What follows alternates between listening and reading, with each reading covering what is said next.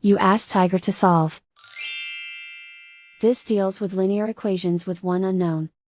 The final result is y equals 6. Let's solve it step by step. Group all y terms on the left side of the equation. Subtract 9y from both sides. Group like terms. Simplify the arithmetic. Group like terms. Simplify the arithmetic. Group all constants on the right side of the equation. Add 6 to both sides.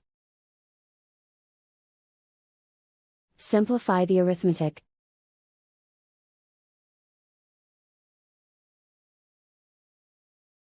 Convert the y into a positive number. Multiply both sides by -1.